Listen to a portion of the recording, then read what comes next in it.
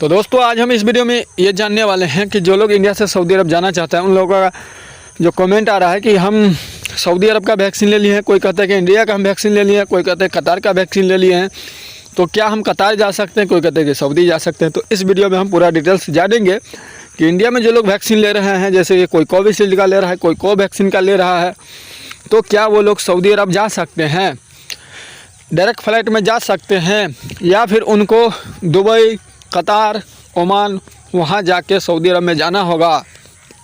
सारा डिटेल्स इस वीडियो में हम जानेंगे।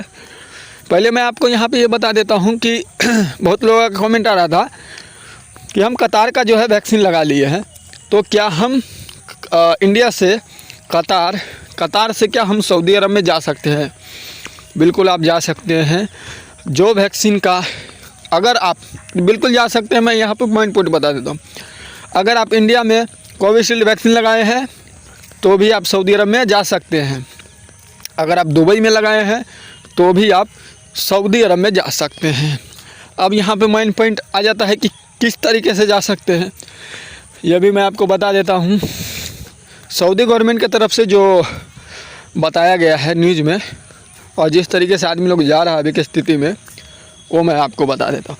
सऊदी गवर्नमेंट की तरफ से कहा गया है कि 4 वैक्सीन का नाम बताया, जैसे कि कोविशील्ड इंडिया में बोलता है कोविशील्ड, अब सऊदी अरब में उसको बोलता है एस्ट्राजेनेका।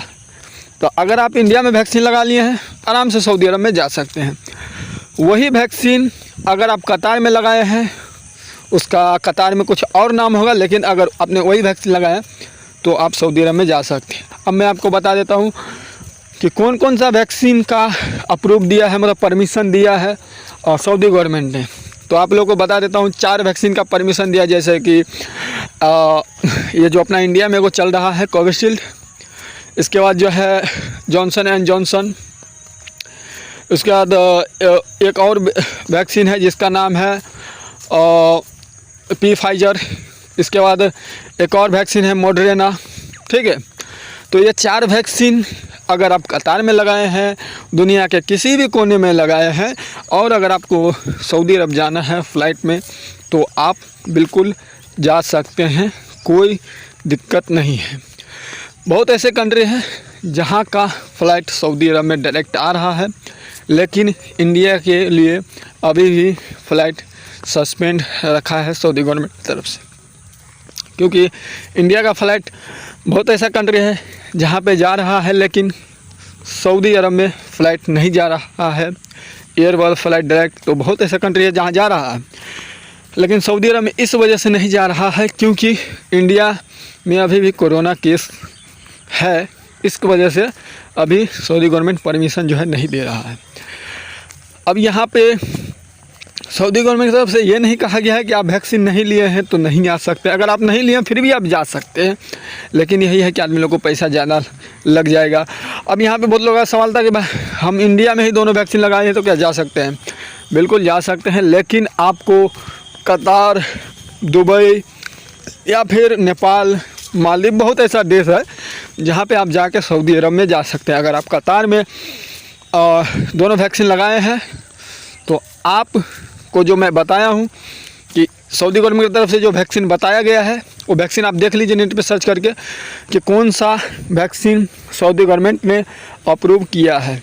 अगर आप चारों वैक्सीन जो मैं नाम बताया हूँ, अगर चारों वैक्सीन में से कोई सा भी दोनों वैक्सीन अगर आपने कंप्लीट कर लिया है, कतार में ही किए हैं या कहीं भी किए हैं, तो आप कतार से सऊदी अरब जा सकते हैं।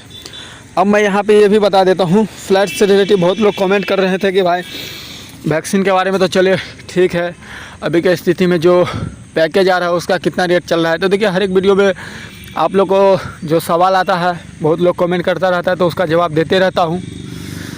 अभी की स्थिति में बात करें तो ट्रैवल एजेंट वाले कुछ देखिए पैकेज का अभी बहुत रेट कम हो चुका है। ऐसे ट्रैवल एजेंट वाले हैं जो अभी 70,000 75,000 ले रहे हैं। बीच में आप लोगों को पता ही था कि जब कोरोना केस इंडिया में बढ़ने लग गया था, 70,000 50,000 आ रहा था, तभी 1-1 लाख 2-2 लाख रुपया ले रहे थे ट्रैवल एजेंट। लेकिन अभी 70 मिला जुला के 70-80 ले रहा है। अगर 90 भी ले रहा है ना अभी की स्थिति में, तो हमारे हिसाब से सही है। ठीक है, हमारे हिसाब से सही है इस वजह से क्योंकि कोई ज़्यादा है नहीं, इस वजह से, क्योंकि अभी फ़्लाइट का मैं आपको रेट बताता हूँ। फ़्लाइट का ही अगर आप खुद से लेते हैं, तो फ़्लाइट का रेट भी बहुत ज़्यादा है।